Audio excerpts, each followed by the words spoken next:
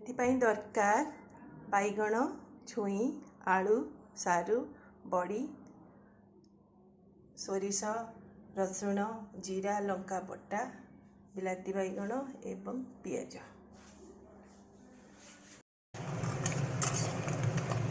बड़ी हो गलानी एबे आमे काढ़ीदबा।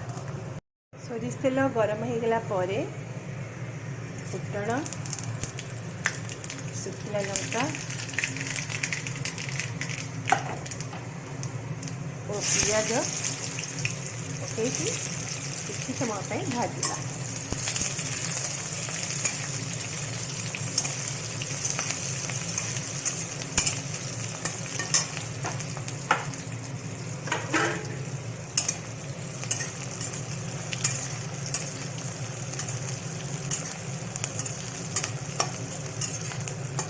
पियाज ब्राउन होगा पर्यंत आम भाजबू। देखु पियाज ए पूरा गोलापी पड़गला। एवं तादेह आम सोरिष बटा मसलाटा पकईदबा।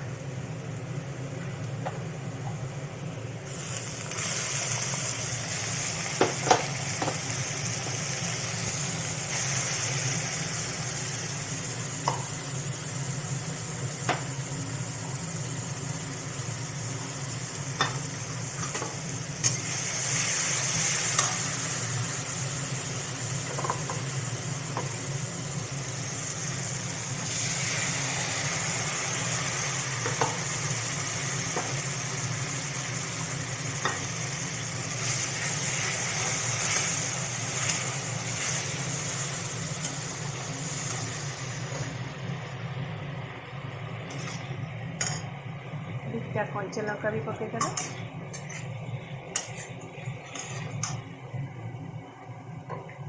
मसलार जहाँ पानी थी आम ढाड़ीदेवा।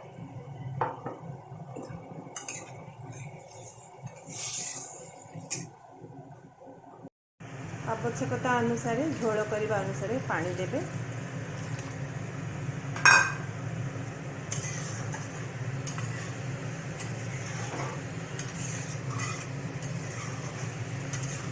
पानी दे किसी समय ताकू घोड़े देवे।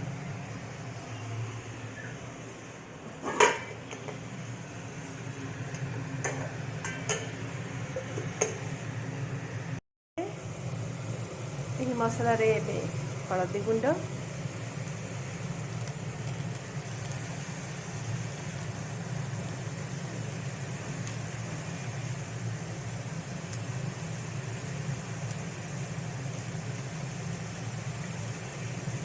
लंका गुंड पकई गोलेदेवा। से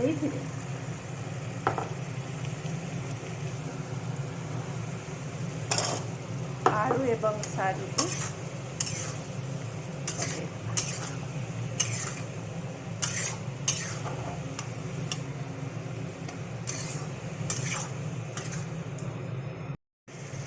तरकारी स्वाद अनुसार लुण पकेबे।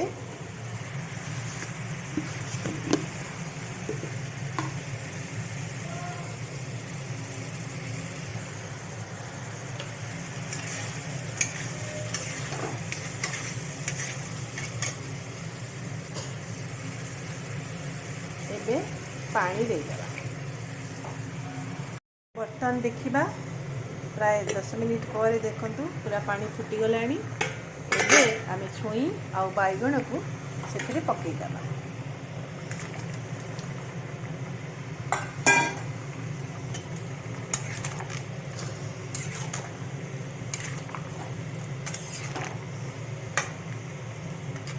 आवश्यक पड़े टिके पानी मध्य देदेवा।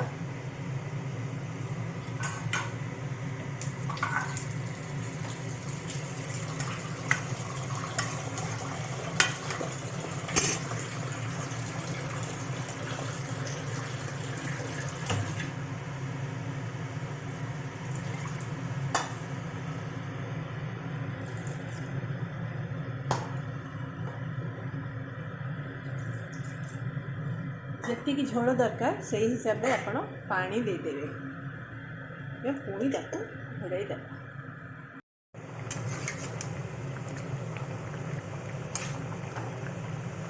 ବର୍ତ୍ତମାନ ଦେଖିବା ଆଳୁ ସିଝିଲାଣି ନା ନାହିଁ। ଆଳୁ ସିଝିଗଲାଣି। ଏବେ ଟିକେ ନାକୁ ବାଇଗଣ ଆଉ ଛୁଇଁ ନରମ ହେଇଗଲେ ତରକାରୀରେ ଆମେ ବଡ଼ି ଆଉ ବିଲାତି ବାଇଗଣ ଟମାଟୋ ପକାଇବା।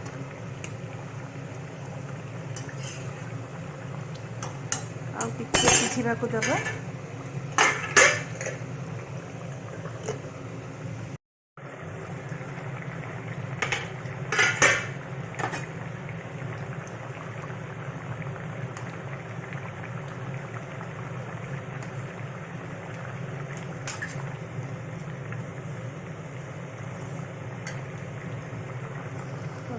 ବିଲାତି ବାଇଗଣ ପକାଇଦେବା। କେତେ ଜଣ ଆମ୍ବୁଲ ପକାନ୍ତି, କିନ୍ତୁ ଆମ୍ବୁଲଟି ବେଶୀ ଖଟା ହେବାର ସମ୍ଭାବନା ଅଛି।